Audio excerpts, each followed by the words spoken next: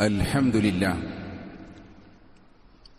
نحمده ونستعينه ونستغفر به ونتوكل عليه من شرور أنفسنا ومن سيئات أعمالنا من يهد الله فهو المهتدي ومن يضلل فلن تجد له وليا مرشدا وأشهد أن لا إله إلا الله وحده لا شريك له وأشهد أن محمدا عبده ورسوله أرسله بالهدى ودين الحق ليظهره على الدين كله ولو كره المشركون اللهم صل على محمد وعلى آل محمد كما صليت على إبراهيم وعلى آل إبراهيم إنك حميد مجيد اللهم بارك على محمد وعلى آل محمد كما باركت على إبراهيم وعلى آل إبراهيم إنك حميد مجيد يا أيها الذين آمنوا اتقوا الله حق تقاته ولا تموتن إلا وأنتم مسلمون أما بعد فإن خير الحديث كتاب الله وخير الهدي هدي محمد صلى الله عليه وسلم وشر الأمور محدثاتها وكل محدثة بدعة وكل بدعة ضلالة وكل ضلالة في النار أعوذ بالله من الشيطان الرجيم بسم الله الرحمن الرحيم أفرأيتم الماء الذي تشربون أأنتم أنزلتموه من المزن أم نحن المنزلون لو نشاء جعلناه أجاجا فلولا تشكرون ربنا تقبل منا إنك أنت السميع العليم وتب علينا إنك أنت التواب الرحيم ബഹുമാന്യരായ സത്യവിശ്വാസികളെ, സത്യവിശ്വാസിനികളെ, അല്ലാഹുവെ സൂക്ഷിച്ചുകൊണ്ട് തഖ്വയുള്ളവരായി ജീവിക്കണമെന്ന് എന്നോടെന്ന പോലെ നിങ്ങളോടും ഉപദേശിക്കുകയാണ്. അല്ലാഹു സുബ്ഹാനഹു തആല അതിനുള്ള തൗഫീക്ക് നൽകി നമ്മെ അനുഗ്രഹിക്കട്ടെ. മഴ അത് അല്ലാഹുവിന്റെ അനുഗ്രഹമാണ്. മഴ വർഷിച്ചുകൊണ്ടിരിക്കുകയാണ്. അല്ലാഹു സുബ്ഹാനഹു തആല മഴയുമായി ബന്ധപ്പെട്ട കാര്യം വിശുദ്ധ ഖുർആനിൽ ആവർത്തിച്ച് പറഞ്ഞിട്ടുണ്ട്. അത് അല്ലാഹുവിന്റെ ഔദാര്യമാണ്, അനുഗ്രഹമാണ് എന്നൊക്കെ പല ഭാഗത്തും അല്ലാഹു എടുത്തു പറഞ്ഞിട്ടുണ്ട്. മഴ എന്ന് പറയുന്നത് വിസ്മയകരമായൊരു പ്രതിഭാസമാണ്. അല്ലാഹു സുബ്ഹാനഹു തആല ചോദിക്കുകയാണ് നമ്മോട്, അഫറഅയ്തുമുൽ മാഅ അല്ലദീ തശ്റബൂൻ, നിങ്ങൾ കുടിക്കുന്ന വെള്ളത്തെപ്പറ്റി നിങ്ങൾ ചിന്തിച്ചിട്ടുണ്ടോ? എപ്പോഴെങ്കിലും ചിന്തിച്ചിട്ടുണ്ടോ? അല്ലാഹു ചോദിക്കുകയാണ്. നമ്മൾ കുടിക്കുകയും മറ്റാവശ്യങ്ങൾക്ക് ഉപയോഗിക്കുകയും ചെയ്യുന്ന വെള്ളത്തെ സംബന്ധിച്ച് ആലോചിച്ചിട്ടുണ്ടോ, ചിന്തിച്ചിട്ടുണ്ടോ എന്ന് അല്ലാഹു സുബ്ഹാനഹു തആല ചോദിക്കുകയാണ്.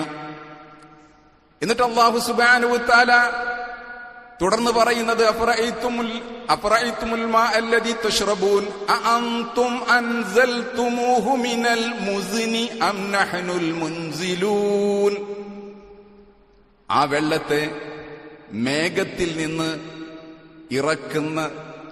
ഇറക്കുന്നത് നിങ്ങളോ അതല്ല നാമാണോ ഇറക്കുന്നവൻ? അല്ലാഹു ചോദിക്കുകയാണ്. മേഘത്തിൽ നിന്ന് ഭൂമിയിലേക്ക് വർഷിക്കുന്ന മഴവെള്ളം അത് ആരാണ് വർഷിപ്പിക്കുന്നത്? അതിന്റെ ഉടമ, മാലിക് ആരാണെന്ന് അല്ലാഹു സുബ്ഹാനഹു തആല ചോദിക്കുകയാണ്. എന്നിട്ട് അല്ലാഹു പറയാണ്, ലൗ നശാഉ ജഅൽനാഹു ഉജാജൻ, വളരെ ചിന്തിക്കേണ്ട വിഷയമാണത്. ലൗ നശാഉ, നാം ഉദ്ദേശിച്ചിരുന്നുവെങ്കിൽ ജഅൽനാഉ ഉജാജൻ, നാം അതിനെ എന്താക്കി തീർക്കുമായിരുന്നു? ദുസ്സോതുള്ള, അരോചകമായ സോതുള്ള ഉപ്പുവെള്ളമാക്കി തീർക്കുമായിരുന്നു. കടലിലെ വെള്ളം അല്ലാഹു സുബ്ഹാനഹു വ തആല നീരാവിയായി കൊണ്ടുപോകുകയാണ്. നമുക്കറിയാം 4 കാര്യങ്ങൾ വേണം മഴയ്ക്ക്. ഒന്ന്, നീരാവി വേണം. അതിനെ തെളിച്ചു കൊണ്ടുപോകാനുള്ള കാറ്റ് വേണം. പിന്നീട് അന്തരീക്ഷത്തിൽ അതിനുള്ള കാർമേഘങ്ങൾ വേണം. ആ രൂപത്തിൽ സംവിധാനിക്കപ്പെട്ടതിൽ നിന്നാണ് മഴ എന്ന പ്രതിഭാസം ഉണ്ടാകുന്നത്. അപ്പൊ 4 കാര്യങ്ങൾ: കാറ്റ്, നീരാവി, കാർമേഘം, മഴ. ഇങ്ങനെയാണ് മഴ വരുന്നത്. ഇത് വിശുദ്ധ ഖുർആൻ തന്നെ പല ഭാഗത്തും പറയുന്നുണ്ട്. അള്ളാഹു ചോദിക്കുന്നത്, നീരാവിയായി കൊണ്ടുപോകുന്ന സമുദ്രജലം, കടലിലെ ജലം, അത് ഉപ്പ് രസമുള്ള ജലമാണ്. അങ്ങനെ ഉപ്പ് രസമുള്ള ജലമാക്കിയിരുന്നുവെങ്കിൽ എന്തായിരിക്കും നമ്മുടെ അവസ്ഥ? കുടിക്കാൻ വെള്ളം ഉണ്ടാവുമോ? ഉപയോഗിക്കാൻ വെള്ളം ഉണ്ടാവുമോ? അള്ളാഹുവിന്റെ ചോദ്യമാണ്. ഫലൗലാ തഷ്കുറൂൻ, എന്നിട്ട് എന്തുകൊണ്ട് നിങ്ങൾ നന്ദി കാണിക്കുന്നില്ല? എന്താണ് നന്ദി കാണിക്കാൻ തടസ്സം? നന്ദി കാണിക്കേണ്ടവരായ നാം, ചിന്തിക്കേണ്ടവരായ നാം വരെ ഈ മഴ എന്ന പ്രതിഭാസം, ഈ മഴ എന്ന അനുഗ്രഹം അനുഭവിക്കുമ്പോൾ ആ മഴയെ സംബന്ധിച്ച് പ്രാർത്ഥിക്കാറുണ്ടോ? റസൂലുള്ളാഹി സ്വല്ലല്ലാഹു അലൈഹി വസല്ലം മഴ വർഷിച്ചുകൊണ്ടിരിക്കുമ്പോൾ പ്രാർത്ഥിക്കാറുണ്ട്, അല്ലാഹുമ്മ സ്വയ്യിബൻ നാഫിആ, അല്ലാഹുവേ ഈ മഴയെ ഉപകാരപ്രദമായ മഴയാക്കി തരണമേ, ഉപകാരപ്രദമായ മഴയാക്കി തരണം. മഴ അനുഗ്രഹമാണ്, ഫദ്ലാണ്, റഹ്മത്താണ്. അത് ഉപകാരപ്പെടണം നമ്മുടെ ജീവിതത്തിന്. അതേ വിഷയം തന്നെ ഉപദ്രവകരമായ അവസ്ഥയിലേക്ക് മാറും. അതുണ്ടാവാതിരിക്കാൻ പ്രാർത്ഥിക്കണം. അല്ലാഹുമ്മ സ്വയ്യിബൻ നാഫിആ എന്ന പ്രാർത്ഥന നമ്മൾ മഴ വർഷിച്ചുകൊണ്ടിരിക്കുമ്പോൾ പ്രാർത്ഥിച്ചുകൊണ്ടിരിക്കണം.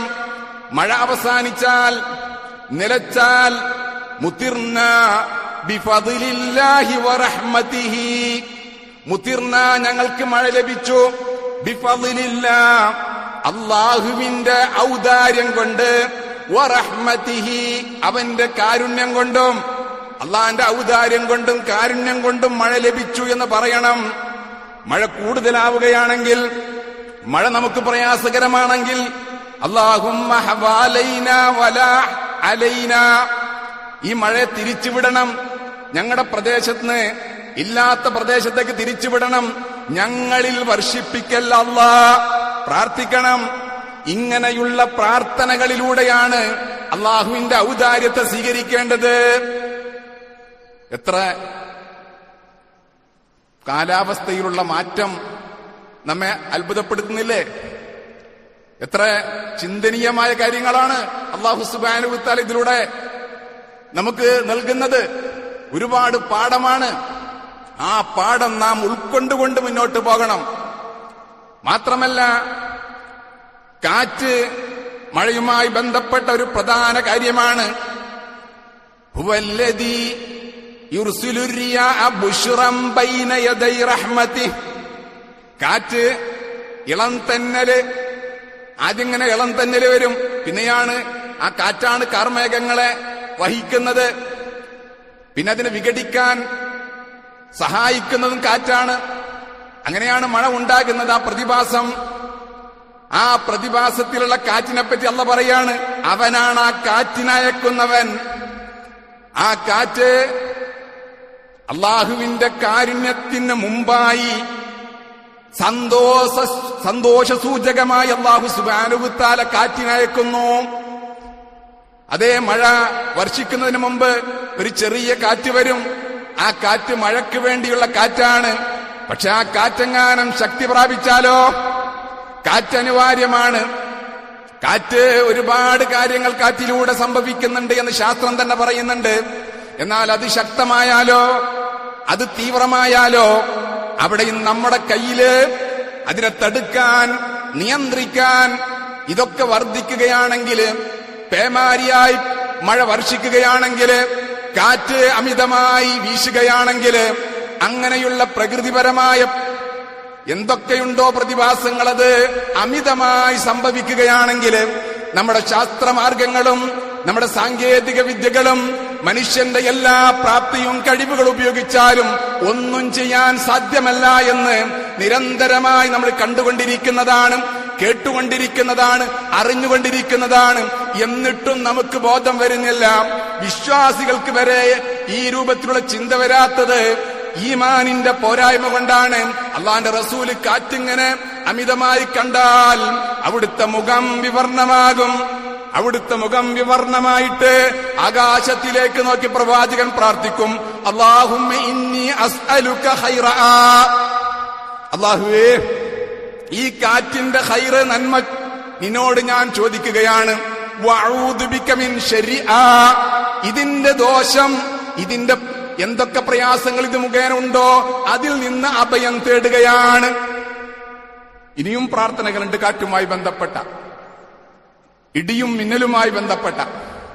ഏറ്റവും ചുരുങ്ങിയൊരു പ്രാർത്ഥനയാണിത്. അല്ലാഹുമ്മ ഇന്നി അസ്അലുക ഖൈറഹാ വഅഊദു ബിക മിൻ ശർരിഹാ. പ്രാർത്ഥിക്കാറുണ്ടാ? ആലോചിക്കുക. അല്ലാഹു നൽകുന്ന അനുഗ്രഹങ്ങൾക്ക് ശുക്ർ കാണിക്കണം പ്രാർത്ഥനയിലൂടെ. അതെങ്ങനെയാണ് നന്ദി കാണിക്കേണ്ടത്? നമുക്കറിയാം, വർഷക്കാലം എന്ന് പറഞ്ഞാൽ ഭീതിജനകമായ പല സംഭവവികാസങ്ങൾ വർഷക്കാലത്താണ് നടക്കാറുള്ളത്. പ്രകൃതിക്ഷോഭങ്ങള്, ഉരുൾപൊട്ടല്, അതുപോലെ തന്നെ പേമാരിയുടെ, വെള്ളപ്പൊക്കത്തിന്റെ ദൂഷ്യങ്ങള്, അങ്ങനെ പലതും സംഭവിക്കാം. അതൊക്കെ സംഭവിക്കാതിരിക്കണമെങ്കിൽ നമ്മുടെ കയ്യിലുള്ളൊരു മാർഗം എന്താണ്? പാപരഹിതമായ ജീവിതം നയിക്കുക, നിഷ്കളങ്കമായ അള്ളാഹിനോട് ദുആ ചെയ്യുക, അള്ളാഹിനോട് അവന്റെ ഔദാര്യം ചോദിക്കുക, അതിൽ എന്തെങ്കിലും പ്രയാസങ്ങൾ ഉണ്ടെങ്കിൽ അഭയം തേടുക, അള്ളാഹുവിൽ രക്ഷ തേടുക. നിരന്തരമായി നമ്മൾ ചെയ്തുകൊണ്ടിരിക്കേണ്ട കാര്യമാണ്. വർഷക്കാലത്താണല്ലോ അപകടങ്ങൾ കൂടുതല്. നമ്മുടെ കുട്ടികളെ ശ്രദ്ധിക്കേണ്ടതുണ്ട്. കുട്ടികള് കുളിക്കാനായി പുഴയിലേക്കും തോടുകളിലേക്കും കിണറുകളിലേക്കൊക്കെ പോകുമ്പോൾ വേണ്ട എന്നല്ല, പക്ഷേ വർഷക്കാലത്ത് വെള്ളത്തിന്റെ അവസ്ഥ നമുക്കറിയുകയില്ല. അടിയൊഴുക്കുണ്ടാകും, ചെളിയുണ്ടാകും, മാത്രമല്ല പലയിടത്തും വഴുതലുണ്ടാകും. അവിടൊക്കെ തെന്നി വീണാൽ പാറയുടെ മുകളിൽ തല തട്ടി മരണപ്പെടാം. കഴിഞ്ഞ ദിവസം അങ്ങനെ ഒരു കുട്ടി മരണപ്പെട്ടു. എത്ര കുട്ടികളാണ് വെള്ളത്തിൽ മുങ്ങി മരിക്കുന്നത്? ശ്രദ്ധ വേണം, ജാഗ്രത വേണം. അള്ളാഹ് പഠിപ്പിക്കുന്നത് ജീവന് വലിയ പ്രാധാന്യമുണ്ട്. ആ അള്ളാഹ് നൽകിയ ജീവൻ നമ്മുടെ കാരണം കൊണ്ട് നഷ്ടപ്പെടാൻ പാടില്ല. അള്ളാഹുവിന്റെ നിശ്ചയങ്ങൾ വരും. നമ്മളെല്ലാം ഭദ്രമാക്കിയാലും നിശ്ചയങ്ങൾ കടന്നു വരും. അങ്ങനെ വരുമ്പോൾ ആ നിശ്ചയപ്രകാരം അള്ളാഹുവിലേക്ക് യാത്ര പോകണമെന്ന ബോധവും നമുക്കുണ്ടാവണം. അതുകൊണ്ട് ഈ രൂപത്തിൽ നമ്മുടെ മക്കളെ ശ്രദ്ധിക്കണം. വെള്ളത്തിലേക്ക് പോകുന്ന മക്കളോട് ഈ വർഷക്കാലത്ത് നിങ്ങൾ ശ്രദ്ധിക്കണം. അതുകൊണ്ട് ആ ജാഗ്രതയോടുകൂടി, മാത്രമല്ല ചില പ്രദേശങ്ങളിലൊക്കെ ആളുകൾ സഞ്ചരിക്കുകയും ആ പ്രദേശങ്ങളിൽ ആ സ്ഥലത്തുള്ള വെള്ളവും അതിന്റെ ഒഴുക്കുമൊന്നും അറിയുകയില്ല. അത്തരം പുഴകളിലും കിണറുകളിലും ആറുകളിലുമൊക്കെ ചാടിക്കുളിക്കാറുണ്ട്. അവിടുത്തെ അവസ്ഥ അറിയുകയില്ല. മാത്രമല്ല ചില നിർദ്ദേശങ്ങൾ എഴുതി വെച്ചിട്ടുണ്ടാകും, ഇവിടെ കുളിക്കരുത്, ഇവിടെ ചാടരുത് എന്നൊക്കെ. പക്ഷെ ആരും ശ്രദ്ധിക്കാറില്ല. എന്നിട്ട് അപകടം വരുത്തും. എത്ര ദുരന്തങ്ങളാണ് നമ്മൾ കാണുന്നത്. ആ രൂപത്തിലുള്ള ദുരന്തങ്ങൾ ഉണ്ടാവരുത്. ഈ ഹൈവേ, നമ്മുടെ ഇടയിലൂടെ സഞ്ചരിച്ചുകൊണ്ടിരിക്കുന്ന പുതിയ ഹൈവേ ഉണ്ടല്ലോ, ഈ ഹൈവേ, നാം സഞ്ചരിക്കുന്ന ഈ ഹൈവേ, അത് ക്രോസ് ചെയ്യുമ്പോഴും അതുപോലെ തന്നെ വാഹനത്തിൽ നമ്മൾ സഞ്ചരിക്കുമ്പോഴൊക്കെ വളരെയധികം ശ്രദ്ധിക്കേണ്ടതുണ്ട്.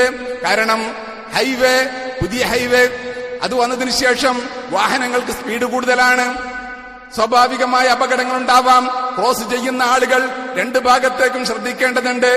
മാത്രമല്ല പലപ്പോഴും ഈ വാഹനങ്ങള് ഓവർ സ്പീഡിൽ വരുമ്പോൾ നമ്മൾ ക്രോസ് ചെയ്യാൻ നിർദ്ദേശിക്കപ്പെട്ട ഭാഗത്തല്ലെങ്കിൽ അപകടമുണ്ടാകും. ആ ക്രോസ് ചെയ്യാൻ വേണ്ടി നിർദ്ദേശിക്കപ്പെട്ട സ്ഥലത്ത് മാത്രമേ റോഡ് ക്രോസ് ചെയ്യാൻ പാടുള്ളൂ. പടുത്ത് വരെ ഇവിടെ അപകടമുണ്ടായത് അറിയാൻ സാധിച്ചു. അങ്ങനെയുള്ള അപകടങ്ങളില്ലാതാവാൻ നമ്മുടെ ഭാഗത്തുള്ള ജാഗ്രതകളും കരുതലും ഉണ്ടാകണം. അശ്രദ്ധ കൊണ്ട് സംഭവിക്കുകയാണെങ്കിൽ, നമ്മുടെ നിയമങ്ങൾ പാലിക്കാതെ ഒരുതരം ആലസ്യത്തിൽ നമ്മൾ മുന്നോട്ട് പോയിട്ട് സംഭവിക്കുകയാണെങ്കിൽ തീർച്ചയായും ആ വിഷയത്തിൽ ചോദ്യം ചെയ്യപ്പെടും. ആ വിഷയത്തിൽ വരെ ചോദ്യമുണ്ട് അള്ളാന്റെ പക്കൽ. അതുകൊണ്ട് നമ്മുടെ ജീവൻ അമൂല്യമാണ്. ആ അമൂല്യമായ ജീവൻ ഈ വർഷക്കാലത്ത് കാത്തു സൂക്ഷിക്കുക എന്നത്, രോഗങ്ങളിൽ നിന്ന് മുക്തമായ ജീവിതം നയിക്കുക എന്നതൊക്കെ വളരെ അനിവാര്യമാണ്. സാംക്രമിക രോഗങ്ങളുടെ കാലഘട്ടമാണ്. സാംക്രമിക രോഗങ്ങൾ പെരുകുന്നത് വർഷക്കാലത്താണ്. നല്ല ചൂടുള്ള ഭക്ഷണം കഴിക്കണം. അതുപോലെ തന്നെ ഭക്ഷണം മൂടിവെക്കണം. അതുപോലെ തന്നെ കൊതുക് അതുപോലെയുള്ള ജീവികൾ വളരുന്നത് നമ്മൾ ശ്രദ്ധിക്കുകയും ആ രൂപത്തിൽ വെള്ളക്കെട്ടും അതുപോലെയുള്ള അവസ്ഥകളും ഉണ്ടെങ്കിൽ അതൊക്കെ നീക്കിക്കളയണം. അങ്ങനെ പരിസര ശുചീകരണം ഇസ്ലാം വളരെ പ്രാധാന്യം നൽകിയതാണ്. അത്തരം കാര്യങ്ങൾ വ്യക്തിയുടെ ശുദ്ധീകരണം മാത്രമല്ല, പരിസരത്തിന്റെ ശുദ്ധീകരണവും പ്രാധാന്യപ്പെട്ടതാണ്. അതുകൊണ്ട് അങ്ങനെയുള്ള എല്ലാ കാര്യങ്ങളും ശ്രദ്ധാപൂർവം നമ്മൾ കൈകാര്യം ചെയ്യേണ്ടതുണ്ട് എന്ന് നമ്മൾ ഈ സാന്ദർഭികമായി സൂചിപ്പിക്കുകയാണ്. അള്ളാഹുവിന്റെ അനുഗ്രഹം, ആ അനുഗ്രഹമായി തീരാൻ വേണ്ടിയുള്ള പ്രാർത്ഥനയാണ് ഏറ്റവും മർമ്മപ്രധാനമായ കാര്യമെന്ന് നാം മനസ്സിലാക്കിക്കൊണ്ട് തന്നെ മുന്നോട്ട് പോകണം. അല്ലാഹു സുബ്ഹാനഹു വ തആല ഈ വർഷത്തിൽ നമുക്ക് അവൻ പെയ്തിറക്കി തരുന്ന അനുഗ്രഹമായ മഴ അത് അനുഗ്രഹമായി തീരട്ടെ. അതിലൂടെ ഒരു ആപത്തുമില്ലാത്ത അവസ്ഥയിലൂടെ സഞ്ചരിക്കാൻ അല്ലാഹു നമുക്ക് തൗഫീഖ് നൽകി അനുഗ്രഹിക്കുമാറാകട്ടെ. പ്രിയപ്പെട്ട സഹോദരങ്ങളെ, നമുക്കറിയാം ഇന്ത്യ രാജ്യം വളരെ പ്രയാസകരമായ അവസ്ഥയിലൂടെയാണ് പോയിക്കൊണ്ടിരിക്കുന്നത്. എന്ന് പറഞ്ഞാൽ മുസ്ലിം ന്യൂനപക്ഷങ്ങൾ മാത്രമല്ല, ദളിതരായ ആളുകളുടെ അവസ്ഥയും വളരെ പരിതാപകരമായ രൂപത്തിലാണ് മുന്നോട്ട് പോയിക്കൊണ്ടിരിക്കുന്നത്. കർണാടകത്തിൽ നിരന്തരമായി മുസ്ലിം യുവാക്കൾ കൊല ചെയ്യപ്പെട്ടുകൊണ്ടിരിക്കുകയാണ്. കഴിഞ്ഞ ദിവസം വരെ കൊല ചെയ്യപ്പെട്ടു. ഈ രൂപത്തിലുള്ള ക്രൂരമായ ചെയ്തികൾ നമ്മുടെ രാജ്യത്ത് വർദ്ധിച്ചുകൊണ്ടിരിക്കുകയാണ്. നമ്മുടെ അസ്തിത്വം ചോദ്യം ചെയ്യപ്പെട്ടുകൊണ്ടിരിക്കുകയാണ്. അതുകൊണ്ട് നമ്മൾ കൂടുതൽ അള്ളാഹുവിലേക്ക് അടുക്കുക, റബ്ബിലേക്ക് അടുക്കുക. അതാണ് ഏറ്റവും മർമ്മപ്രധാനമായ കാര്യം. അള്ളാഹുവിന്റെ ഈ പരീക്ഷണം, അതിൽ നിന്ന് അതിജയിക്കണമെങ്കിൽ റബ്ബിലേക്ക് അടുക്കൽ മാത്രമേ മാർഗമുള്ളൂ. റബ്ബിലേക്ക് അടുക്കുക, വീഴ്ചകളും പോരായ്മകളും തിരുത്തുക.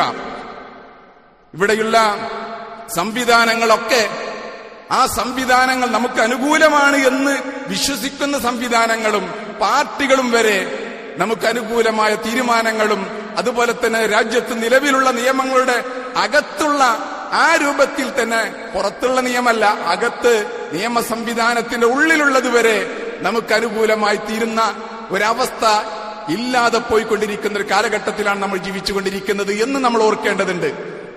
നമുക്കറിയാം, മുസ്ലിങ്ങളുടെ അസ്തിത്വം ലോകത്തുടനീളം ചോദ്യം ചെയ്യപ്പെട്ടുകൊണ്ടിരിക്കുകയാണ്. പലസ്തീനിൽ നിരന്തരമായ ഗസയിൽ മുസ്ലിങ്ങൾ കൊല ചെയ്യപ്പെട്ടുകൊണ്ടിരിക്കുകയാണ്. ഗസയിലെ അവസ്ഥ എന്താ?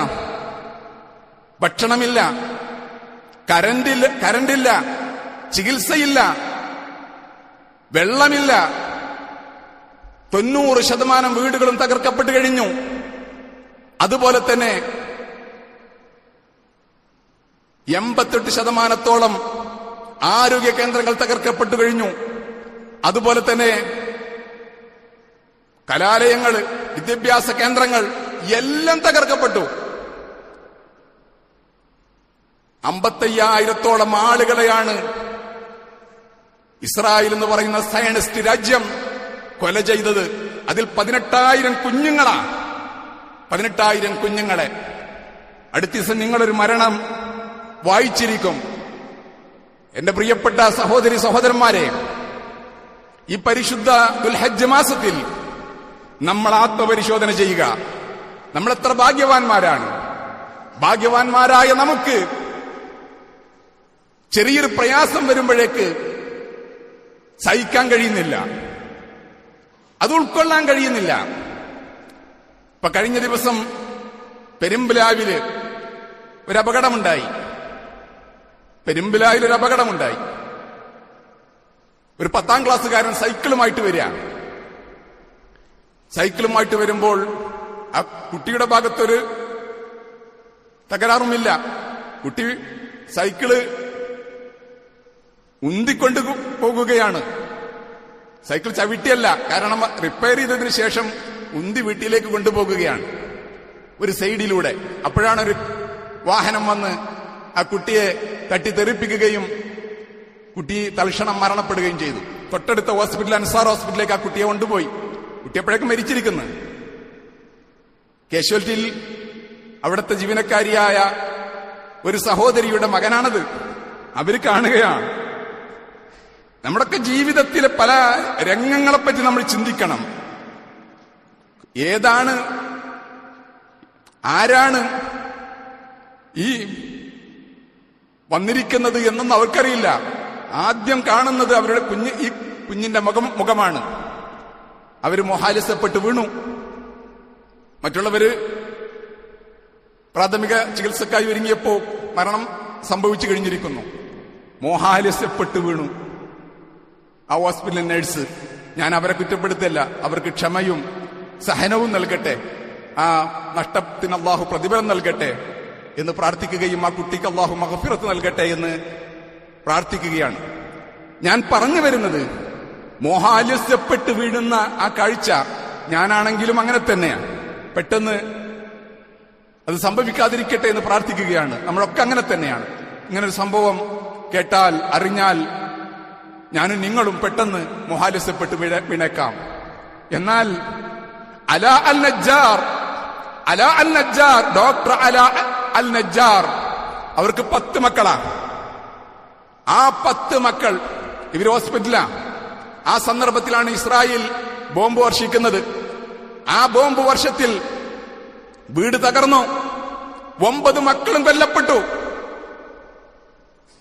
ആ സ്ത്രീയുടെ, ആ ഡോക്ടറുടെ ഭർത്താവും ഒരു മകനും ഗുരുതരാവസ്ഥയിൽ ഹോസ്പിറ്റലിൽ അഡ്മിറ്റായി. ഡ്യൂട്ടിയിൽ നിന്ന് ആ ഡോക്ടർ വരികയാണ്. ഡോക്ടർ അലാ അൽ നജ്ജാർ കടന്നു വന്ന് ഗുരുതരാവസ്ഥയിലുള്ള ആ ഭർത്താവിനെയും മകനെയും ഒരു നോക്കി കണ്ടതിന് ശേഷം അവരുടെ ഡ്യൂട്ടിയിലേക്ക്, കാഷ്വാലിറ്റിയിലെ അവരുടെ ഡ്യൂട്ടിയിലേക്ക് ആ ഡോക്ടർ ശ്രദ്ധ കേന്ദ്രീകരിക്കുകയാണ്. മോഹാലിസപ്പെട്ടില്ല.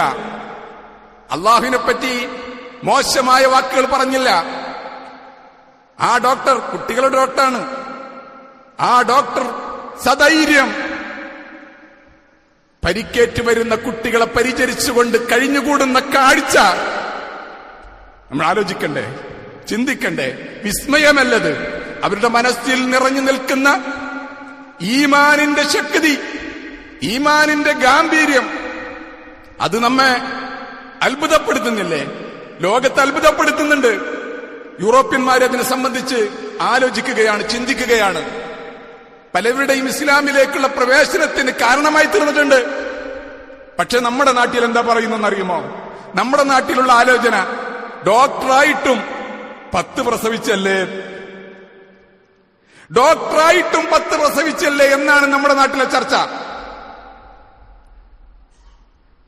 അവരുടെ ഈമാൻ, കുടുംബം മുഴുവൻ പോയിട്ടും തകരാത്ത ഈമാൻ. കാരണം അള്ളാഹുവിനുള്ള പ്രതീക്ഷയാണത്. അവർക്കൊക്കെ ഗൾഫ് രാജ്യങ്ങളിലേക്ക് ചേക്കാനാമായിരുന്നു, സ്വസ്ഥമായി ജീവിക്കാമായിരുന്നു. പക്ഷെ ഖുദ്സിന്റെ ഭൂമി വിട്ടുപോകാൻ തയ്യാറായില്ല. മരണമാണെങ്കിൽ മരണം, ഷഹാദത്ത് ഞങ്ങൾ വരിക്കാൻ തയ്യാറാണ് എന്ന് ജീവിതം കൊണ്ട് തെളിയിക്കുകയാണ്. ഈ സന്ദർഭത്തിൽ നമ്മൾ ചിന്തിക്കണം, നമ്മുടെ ഈമാൻ എത്ര ദുർബലമാണ്. നമ്മളൊക്കെ ജീവിതത്തില് ചെറിയ ചെറിയ സംഭവങ്ങൾ സംഭവിക്കുമ്പോഴേക്ക് അസ്വസ്ഥമാകുകയാണ്. അള്ളാഹുവിന്റെ പരീക്ഷണങ്ങൾ അഭിമുഖീകരിക്കാനുള്ള ത്രാണിയും ശക്തിയും നമുക്ക് നഷ്ടപ്പെട്ടുകൊണ്ടിരിക്കുകയാണ്. ശക്തമാക്കണം നമ്മുടെ ഈമാൻ. പരലോകയാത്രക്ക് വേണ്ടിയുള്ള പാതയം ഒരുക്കേണ്ടവരാണ് നമ്മൾ. റബ്ബിലേക്കുള്ള യാത്രയിലാണ്. പ്രതീക്ഷയും റബ്ബിലുള്ള അചഞ്ചലമായ വിശ്വാസവും പലതും നമുക്ക് നേടിയെടുക്കാൻ സാധിക്കും. മറ്റൊരു സംഭവം കൂടി ആ കാര്യം നമ്മെ പഠിപ്പിക്കുന്നുണ്ട്. ആമിർ അൽ ഗദ്ദാഫി എന്ന് പറയുന്ന ഹജ്ജ് യാത്രക്കാരന്റെ സംഭവം. എന്താണ് ആമിർ അൽ ഗദ്ദാഫി എന്ന് പറയുന്ന ഹജ്ജ് യാത്രക്കാരന്റെ സംഭവം? എയർപോർട്ടിലെത്തി ഗദ്ദാഫി എന്ന പേര്, യാത്ര തടഞ്ഞു. ആ കുടുംബവുമായിട്ട് വല്ല ബന്ധമുണ്ടോ എന്ന് പരിശോധിക്കണേ. ഇല്ല എന്ന് ബോധ്യമായപ്പോ യാത്രക്ക് അനുമതി കിട്ടി. അപ്പോഴേക്ക് വിമാനം യാത്രക്കായി ഒരുങ്ങിക്കഴിഞ്ഞിരുന്നു. പൈലറ്റ് പറഞ്ഞു, ഇനി പ്രവേശനമല്ല. അദ്ദേഹത്തിന്റെ ഹജ്ജ് യാത്ര അവിടെ അവസാനിക്കുകയാണ്. എയർപോർട്ടിലെ ജോലിക്കാരും ഉദ്യോഗസ്ഥന്മാരും പറഞ്ഞു, ഇനി ഇൻഷാ അല്ലാഹ് അടുത്ത വർഷം യാത്ര ചെയ്യാം, അള്ളാഹു തൗഫീഖ് നൽകട്ടെ. അപ്പൊ അദ്ദേഹം പറയാണ്, ഞാൻ നിയ്യത്ത് വെച്ചുകൊണ്ട് ഇഖ്ലാസോടുകൂടി ഹജ്ജിനായി പുറപ്പെട്ടതാണ്. എനിക്ക് പ്രതീക്ഷയുണ്ട് പോകാം. ആ പ്രതീക്ഷയോടുകൂടി ഞാൻ ഇവിടെ ഇരിക്കുകയാണ്. വിമാനം പുറപ്പെട്ടിട്ടും വീണ്ടും പ്രതീക്ഷയോടുകൂടി എയർപോർട്ടിൽ തന്നെ തങ്ങുകയാണ് ആ മനുഷ്യൻ. വിമാനം പറന്നുയർന്നു, അല്പം മുന്നോട്ട് പോയി. ആ വിമാനം യന്ത്രത്തെ കാരണം വീണ്ടും തിരിച്ചിറക്കുകയാണ്. അപ്പോൾ ഇദ്ദേഹം വീണ്ടും അവരോട് തന്നെ കൊണ്ടുപോകാൻ ആവശ്യപ്പെടുകയാണ്.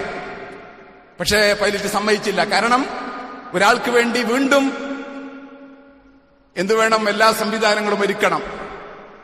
എല്ലാ സംവിധാനങ്ങളും വീണ്ടും ഒരുക്കുക എന്നുള്ളത് എളുപ്പമല്ല. അപ്പൊ അതുകൊണ്ട് പൈലറ്റ് പറഞ്ഞു, ഇല്ല എന്ന് പറഞ്ഞ് വീണ്ടും തകരാറൊക്കെ പരിഹരിച്ച് വിമാനം മുന്നോട്ട് പോകുകയാണ്. പറന്നുയർന്ന അല്പം കഴിഞ്ഞ് വീണ്ടും തകരാർ, വീണ്ടും തിരിച്ചിറക്കുകയാണ് വിമാനം. രണ്ടാം പ്രാവശ്യം തിരിച്ചിറക്കിയപ്പോഴും ഈ മനുഷ്യൻ എയർപോർട്ടിൽ കാത്തിരിക്കുകയാണ്. അള്ളാഹുവിന്റെ വിളിയാളം, ആ വിളിയാളത്തിന് ഉത്തരം നൽകിക്കൊണ്ട് ഹജ്ജിന് പുറപ്പെട്ട മനുഷ്യൻ റബ്ബിൽ പ്രതീക്ഷ അർപ്പിച്ചുകൊണ്ട് പ്രാർത്ഥനാപൂർവം അവിടെ കഴിച്ചുകൂട്ടുകയാണ്. അങ്ങനെ കഴിച്ചുകൂട്ടിയ മനുഷ്യന് അദ്ദേഹത്തിന്റെ പ്രാർത്ഥന അള്ളാഹു കബൂൽ ചെയ്യുകയാണ്. രണ്ടാമത് വിമാനം തിരിച്ചിറക്കിയപ്പോൾ പൈലറ്റ് സമ്മതിക്കുകയാണ്, അതെ ആ മനുഷ്യരെ കൊണ്ടുപോകാം, എത്ര സമയം വെയിറ്റ് ചെയ്താലും കുഴപ്പമില്ല, അദ്ദേഹത്തെ കൊണ്ടുപോയിട്ടേ ഞങ്ങൾ പോകുന്നുള്ളൂ എന്ന് പ്രഖ്യാപിക്കുകയാണ്. രണ്ടാം പ്രാവശ്യം അദ്ദേഹത്തെ കൊണ്ടുപോയി അദ്ദേഹം ഹജ്ജിനായി പുറപ്പെടാൻ അദ്ദേഹത്തിന് സാധിച്ചു. അല്ലാഹു സുബ്ഹാനഹു വ തആല ഒരു മനുഷ്യന്റെ പ്രാർത്ഥന, ആ പ്രാർത്ഥനയ്ക്ക് ഉത്തരം ചെയ്യുന്നതിന് വ്യത്യസ്തങ്ങളായ രീതികളുണ്ട്. ആ രീതികളിലൂടെ ആ അല്ലാഹു സുബ്ഹാനഹു വ തആല കാര്യം നടത്തും. അതിന് പ്രാപ്തനാണ് അല്ലാഹ്. എങ്ങനെയാ നടത്തുക? നമ്മൾ ചിന്തിക്കണ്ട. റബ്ബ് എല്ലാ കാര്യത്തിനും കഴിവുള്ളവനാണ്. ഇന്നല്ലാഹ അലാ കുല്ലി ഷൈഇൻ ഖദീർ. എല്ലാ കാര്യത്തിനും കഴിവുള്ളവനാണ് അല്ലാഹ്. അല്ലാഹു സുബ്ഹാനഹു വ തആല ആ മനുഷ്യന്റെ ആഗ്രഹം പൂർത്തിയാക്കി കൊടുക്കുകയാണ്.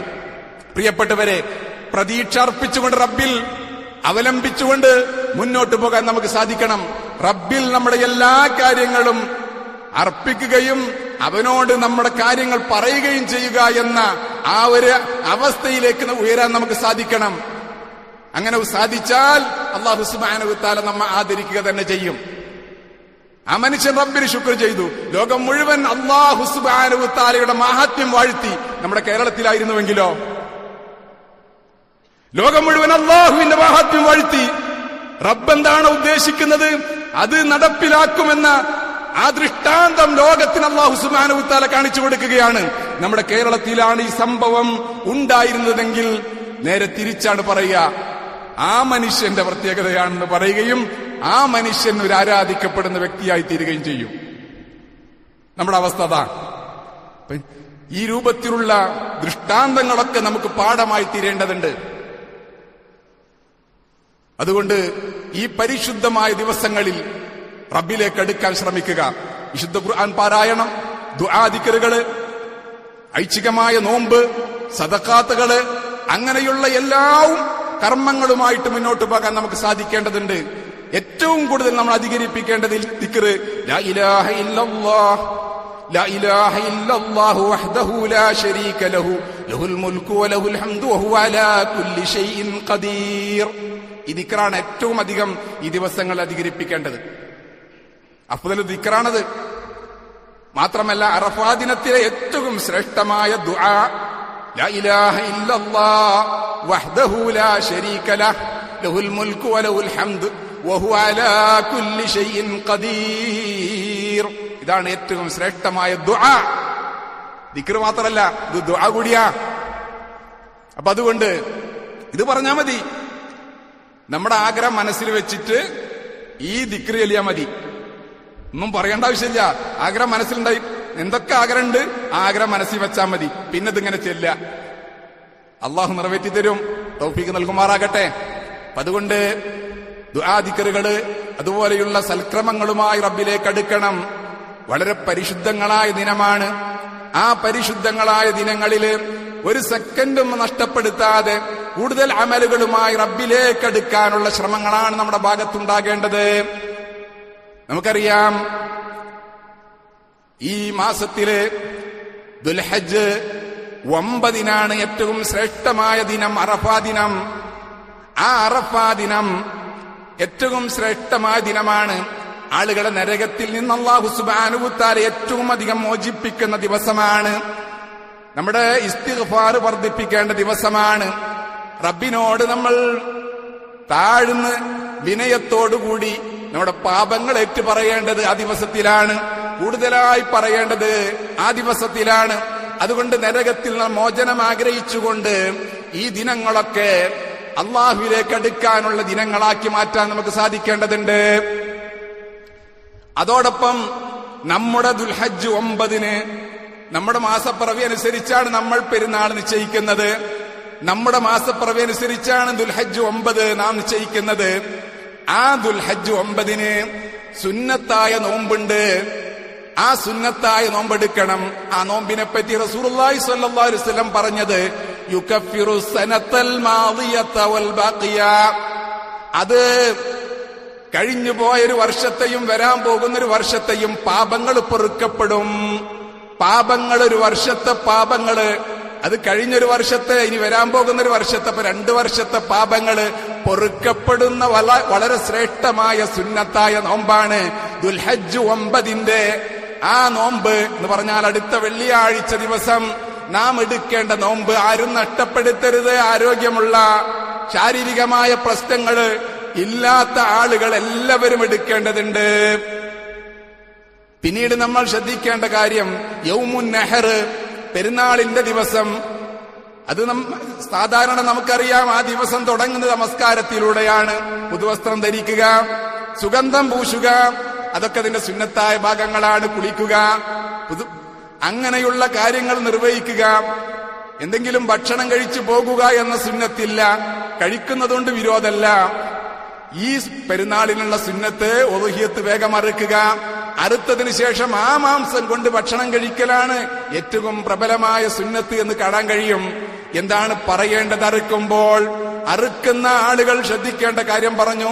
അറുത്തതിന് ശേഷമാണ് അവരുടെ എന്തെങ്കിലും മുടി നീക്കാനുണ്ടെങ്കിൽ നീക്കേണ്ടത്, നഖം വെട്ടാനുണ്ടെങ്കിൽ നഖം വെട്ടേണ്ടത്, അതുപോലെ മറ്റുള്ള തരത്തിലുള്ള രോമങ്ങളൊക്കെ നീക്കേണ്ടത്. അപ്പൊ ആ ദിവസങ്ങളിൽ അതിന്റെ ഹുറുമത്തുകളൊക്കെ പാലിച്ചുകൊണ്ട് മുന്നോട്ട് പോകുക. അറുക്കുന്നവര് ബിസ്മില്ലാ എന്ന് മാത്രം പറഞ്ഞാ പോരാ, ബിസ്മില്ലാഹി വല്ലാഹു അക്ബർ എന്ന് പറഞ്ഞുകൊണ്ടാണ് ബലി അറുക്കേണ്ടത്. ബലി അറുക്കേണ്ടത് ബിസ്മില്ലാഹി വല്ലാഹു അക്ബർ എന്ന് പറഞ്ഞ് അറുക്കണം. അല്ലാഹുമ്മ മിൻക വലക, അല്ലാഹുവേ നിന്നിൽ നിന്നാണിത്, ഈ മൃഗം നിന്നിൽ നിന്നാണ്, വലക്ക നിനക്ക് വേണ്ടിയാണ് അറുക്കുന്നത് എന്നുകൂടി പറയണം. അല്ലാഹുമ്മ തഖബ്ബൽ മിന്നി, അല്ലാഹുവേ എന്നിൽ നിന്ന് ഇത് സ്വീകരിക്കണേ എന്നുകൂടി പറയണം. ഇതൊക്കെ പറയണം. അങ്ങനെ അറുക്കേണ്ടത്. ഇപ്പൊ ബിസ്മില്ലാഹി വല്ലാഹു അക്ബർ, അല്ലാഹുമ്മ മിൻക വലക്, അല്ലാഹുമ്മ തഖബ്ബൽ മിന്നി എന്ന് പറഞ്ഞുകൊണ്ട് അറവ് നടത്തുക. ആ രൂപത്തിലുള്ള കാര്യങ്ങളിലൊക്കെ നമ്മൾ വ്യാപൃതരാവണം. തക്ബീറുകൾ കൊണ്ട് സമ്പന്നമാക്കണം ഇതിന്റെ ദിവസങ്ങൾ. അള്ളാഹുവിന്റെ നാമം വാഴ്ത്തുക എന്നതാണ് ഇതിന്റെ താല്പര്യം. തക്ബീറുകൾ എന്നാണ് തുടങ്ങേണ്ടത്. അറഫാ ദിനത്തില് സുബഹ് നമസ്കാരത്തിന് ശേഷം തുടങ്ങണം. എന്നിട്ട് അയ്യാമു തശ്രീഖിന്റെ ദുൽഹജ്ജ് 13 അസർ വരെ ആവർത്തിക്കേണ്ടതുണ്ട്. അങ്ങനെയാണ് തക്ബീറുകൾ ക്രമീകരിച്ചിട്ടുള്ളത്. ഈ ദിനങ്ങളിലും ചെല്ലാവുന്നതാണ്. അറഫാ ദിനം മുതലാണ് പ്രത്യേക സുന്നത്തുള്ളത്. പക്ഷെ ഈ ദിനങ്ങളിലും നമുക്ക് തക്ബീറുകൾ ചെല്ലാവുന്നതാണ് എന്ന് കാണാൻ കഴിയും.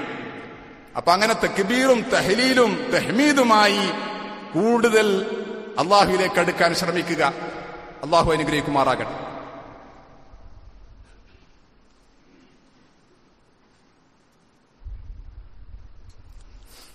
അൽഹംദുലില്ലാഹ് വസ്സലാത്തു വസ്സലാമു അലാ റസൂലില്ലാഹ് വഅലാ ആലിഹി വസ്വഹ്ബിഹി അജ്മഈൻ. അമ്മാ ബഅദ് ഫത്തഖുല്ലാഹ ഇബാദല്ലാഹ്. അല്ലാഹുവിനെ സൂക്ഷിച്ചുകൊണ്ട് ജീവിക്കുവാൻ ഒരിക്കൽ കൂടി എന്നോടെന്ന പോലെ നിങ്ങളോടും ഉപദേശിക്കുകയാണ്. അല്ലാഹു സുബ്ഹാനഹു വതആല അതിനുള്ള തൗഫീഖ് നൽകി നമ്മെ അനുഗ്രഹിക്കുമാറാകട്ടെ. അറഫാ ദിനം ഏറ്റവും ശ്രേഷ്ഠമായ ദിനമാണത്. അല്ലാഹു സുബ്ഹാനഹു വതആല അഭിമാനം കൊള്ളുന്ന ദിവസമാണ്. റസൂലുള്ളാഹി സ്വല്ലല്ലാഹു അലൈഹി വസല്ലം പറയുകയാണ്, ഇന്നല്ലാഹ യുബാഹി, അല്ലാഹു സുബ്ഹാനഹു വതആല അഭിമാനം കൊള്ളും അറഫ നിവാസികളുടെ കാര്യത്തിൽ, അറഫയിൽ സമ്മേളിച്ച ആളുകളുടെ കാര്യത്തിൽ അല്ലാഹു അഭിമാനം കൊള്ളും. മലായികത സമാ, ആകാശത്തിലെ മലക്കുകളുടെ മുമ്പാകെ, അള്ളാഹുവിന്റെ മുഴുവൻ മലക്കുകളുടെ മുമ്പാകെ അല്ലാഹു സുബ്ഹാനഹു വതആല അറഫയിൽ സമ്മേളിച്ച ആളുകളെ സംബന്ധിച്ച് അഭിമാനം കൊള്ളും. മാത്രമല്ല ഫയഖൂൽ, അല്ലാഹു സുബ്ഹാനഹു വതആല പറയും, ഉൻദുറൂ, മലക്കുകളോട് പറയും, ഉൻദുറൂ, നിങ്ങൾ നോക്കുക, ഇലാ ഇബാദി അഉലാ, അവിടെ സമ്മേളിച്ച എന്റെ അടിയാറുകളുണ്ടല്ലോ, അടിയാറുകളിലേക്ക് നിങ്ങൾ ഒന്നെത്തി നോക്കുക. അവര് ജാഊനി, എന്റെ അടുത്ത് വന്നിരിക്കുകയാണ്. അറഫയിൽ സമ്മേളിച്ച ആളുകളെ പറ്റി അല്ലാഹു പറയാണ്, ജാഊനി, അവരെന്റെ അടുത്ത് വന്നിരിക്കുകയാണ്. എങ്ങനെയാണ് വന്നിരിക്കുന്നത്? ശുഉസൻ ഗുബ്റാ, അവര് ജട പിടിച്ച അവസ്ഥയിലും മണ്ണ് പുരണ്ട അവസ്ഥയിലുമാണ് വന്നിരിക്കുന്നത്. ഹജ്ജ് എന്ന് പറഞ്ഞാൽ അങ്ങനെയാണല്ലോ, അങ്ങോട്ടും ഇങ്ങോട്ടൊക്കെ സഞ്ചരിച്ച് മുസ്ദലിഫയിൽ താമസിച്ച് അവിടൊക്കെ കിടന്ന് പൊടിപുരണ്ട അവസ്ഥയില് അങ്ങനെ ഒരു കർമ്മങ്ങളാണല്ലോ ഹജ്ജിലുള്ളത്. ആ ഒരു അവസ്ഥയിലാണ് സമ്മേളിക്കുന്നത് അറഫയിൽ. അല്ലാഹു സുബ്ഹാനഹു വതആല എന്റെ അടിമകൾ വിനയാനിതരായിക്കൊണ്ട് രണ്ട് വസ്ത്രം ധരിച്ചുകൊണ്ട് അവര് വിനയത്തോടുകൂടി ആ സമ്മേളിച്ചിരിക്കുകയാണ്. അവരെ സംബന്ധിച്ച് അല്ലാഹ് അഭിമാനം കൊള്ളും. അവരുടെ ഇബാദത്തും അവരുടെ ആ നൃത്തവും അല്ലാഹു സുബ്ഹാനഹു വതആല അതിന്റെ മനോഹാരിത മലക്കുകൾ മുമ്പാകെ അഭിമാനം കൊണ്ട് പറയുകയാണ്. അത്രയും മഹത്വമുള്ള ദിവസവും കർമ്മങ്ങളുമാണ് അവിടെ നടക്കുന്നത്. ആ ഒരു ബോധ്യവും ബോധവും നമുക്ക് വേണം. പ്രാർത്ഥന ഉണ്ടാവണം. തൗഫീഖ് കിട്ടാൻ വേണ്ടി അല്ലാഹുവിനോട് ദുആ ചെയ്യണം. അല്ലാഹു അനുഗ്രഹിക്കുമാറാകട്ടെ. നമ്മുടെ പ്രയാസപ്പെടുന്ന ആളുകൾക്ക് വേണ്ടി നമ്മൾ ദുആ ചെയ്യുക. വളരെ പ്രയാസകരമായ അവസ്ഥയിലാണ് കാര്യങ്ങൾ പോയിക്കൊണ്ടിരിക്കുന്നത്. ലോകത്തിന്റെ അവസ്ഥയും നമ്മുടെ നാട്ടിന്റെ അവസ്ഥയും ഒക്കെ അങ്ങനെ തന്നെയാണ്. മുസ്ലിങ്ങളുടെ ജീവിതം വളരെ ദുസ്സഹമായ അവസ്ഥയിലേക്ക് നീങ്ങിക്കൊണ്ടിരിക്കുക. ഇതൊരു വലിയ പരീക്ഷണമാണ്. ഇന്ന് മുക്തമാവണമെങ്കിൽ അല്ലാഹുവിലേക്ക് അടുക്കുക, ഈമാൻ ശക്തമാക്കുക. കർണാടകത്തിൽ പരിക്കേറ്റൊരു മനുഷ്യന്റെ രക്തപങ്കിലമായ ആ മനുഷ്യൻ ദിക്റ് ചെല്ലുന്ന ഒരു രംഗം കാണാൻ കഴിയുന്നുണ്ട്. ഇതാണ് ഇതൊക്കെ രംഗങ്ങൾ. നമ്മുടെയൊക്കെ ഈമാൻ വളരെ ശക്തമാക്കിക്കൊണ്ടിരിക്കണം. എന്തിനേയും അഭിമുഖീകരിക്കാനുള്ള ഒരു കരുത്ത് നമ്മൾ നേടിയെടുക്കണം. നമ്മൾ തെറ്റിദ്ധരിക്കണ്ട, അല്ലാഹു ഇതൊക്കെ കാണുന്നില്ലേ എന്ന്. വലാ തഹ്സബന്നല്ലാഹ ഗാഫിലൻ അമ്മാ യഅമലു ളാലിമൂൻ. നീ വിചാരിക്കണ്ട, അക്രമികളുടെ പ്രവർത്തനം ഉണ്ടല്ലോ, ആ പ്രവർത്തികള് അല്ലാഹു കാണുന്നില്ല, അല്ലാഹു അത് ശ്രദ്ധിക്കുന്നില്ല എന്ന് നീ വിചാരിക്കണ്ട. അല്ലാഹു അതിനെ സംബന്ധിച്ച് അശ്രദ്ധനാണെന്ന് വിചാരിക്കണ്ട. ഇന്നമാ യുഅഖിറുഹും, അല്ലാഹു സുബ്ഹാനഹു വതആല അവർക്ക് അവധി നൽകിയിരിക്കുകയാണ്. അവധി നൽകുക മാത്രമാണ് ചെയ്തിരിക്കുന്നത്. ലിയൗമിൻ, ഒരു ദിവസത്തേക്ക്. തശ്ഖസു ഫീൽ അബ്സാർ, കണ്ണ് തള്ളിപ്പോകുന്ന ഒരു ദിവസത്തേക്ക്.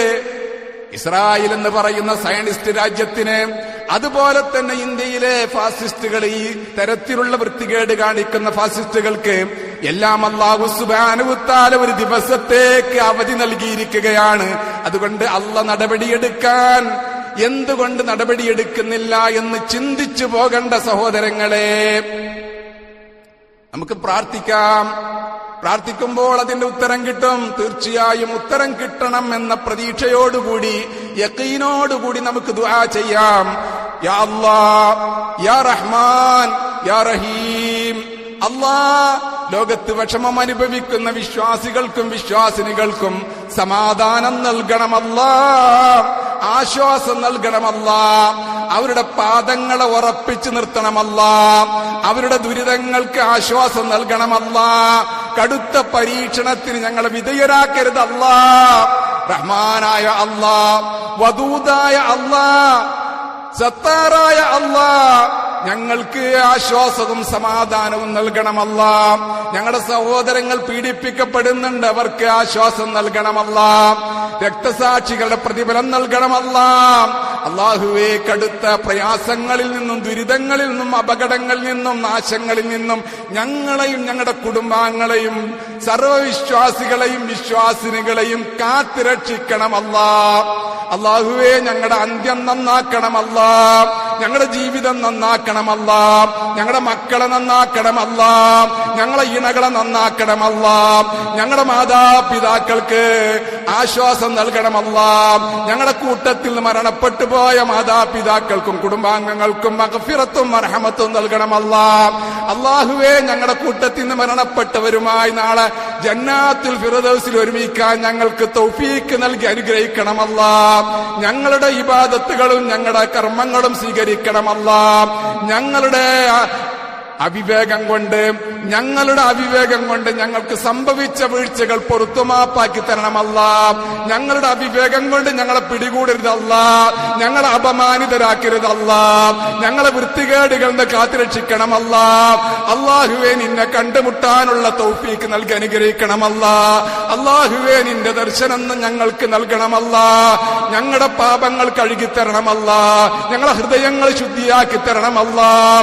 നിന്നിലേക്കുള്ള അടുപ്പം കൂടുതൽ വർദ്ധിപ്പിക്കാൻ തൗഫീക്ക് നൽകി അനുഗ്രഹിക്കണമല്ലാ. ഞങ്ങളുടെ കൂട്ടത്തിൽ രോഗം കൊണ്ട് വിഷമിക്കുന്ന പ്രയാസപ്പെടുന്ന ആളുകളുണ്ട്. ഇന്നും ഒരു സഹോദരിയുടെ കാര്യം പറഞ്ഞു. അല്ലാഹുവേ, ആ സഹോദരിക്ക് ആശ്വാസം നൽകണമല്ലാ. അതുപോലെ രോഗം കൊണ്ട് വിഷമിക്കുന്നവർക്ക് ആഫിയത്തും ആരോഗ്യം നൽകണമല്ലാ. അവരുടെ ജീവിതം സന്തോഷപ്രദമാക്കണമല്ലാ. അല്ലാഹുവേ, ഞങ്ങളെ നല്ല ഹലാലായ സമ്പാദ്യം കൊണ്ട് ജീവിക്കാൻ, കുടുംബത്തെ പോറ്റാൻ തൗഫീക്ക് നൽകി അനുഗ്രഹിക്കണമല്ലാ.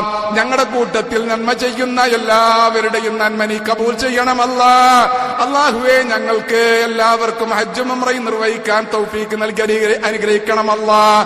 പരിശുദ്ധ ഗേഹത്തിലെ ഹാജിമാര് തടിച്ചുകൂടിയിട്ടുണ്ടവർക്ക് യാതൊരു പ്രയാസം കൂടാതെ ഹജ്ജും ഉംറയും നിർവഹിക്കാൻ തൗഫീക്ക് നൽകി അനുഗ്രഹിക്കണമല്ലാ. അല്ലാഹുവേ, ഞങ്ങളുടെ ദുആ സ്വീകരിക്കണം, പാഴാക്കി കളയരുതല്ലാ. ഞങ്ങളെ ദുആ തട്ടിക്കളയരുതല്ലാ. റബ്ബനാ തഖബ്ബൽ മിന്നാ ഇന്നക അന്തസ് സമീഉൽ അലീം വതുബ് അലൈനാ ഇന്നക അന്തത് തവ്വാബുർ റഹീം. اللهم احينا على الكتاب والسنة وامتنا مع الإيمان والتوبة. ربنا عليك توكلنا وإليك نبنا وإليك المصير. اللهم أجرنا من النار، اللهم أجرنا من النار، اللهم أجرنا من النار. اللهم أدخلنا الجنة يا رب العالمين، اللهم أدخلنا الجنة يا رب العالمين، اللهم أدخلنا الجنة يا رب العالمين. ربنا ظلمنا أنفسنا وإن لم تغفر لنا وترحمنا لنكونن من الخاسرين. ربنا اغفر لنا ولإخواننا الذين سبقونا بالإيمان ولا تجعل في قلوبنا غلا للذين آمنوا ربنا إنك رؤوف رحيم. اللهم أعز الإسلام والمسلمين وأذل الشرك والمشركين. اللهم دمر أعداء الدين، اللهم دمر أعداء الدين. ربنا عليك توكلنا وإليك نبنا وإليك المصير. اللهم لا تجعلنا فتنة للذين كفروا واغفر لنا. اللهم لا تجعلنا فتنة للذين كفروا واغفر لنا. ربنا تقبل منا إنك أنت السميع العليم وتب علينا إنك أنت التواب الرحيم. وآخر دعوانا أن الحمد لله رب العالمين. صلى الله على نبينا محمد صلى الله عليه وسلم. وأقم الصلاة.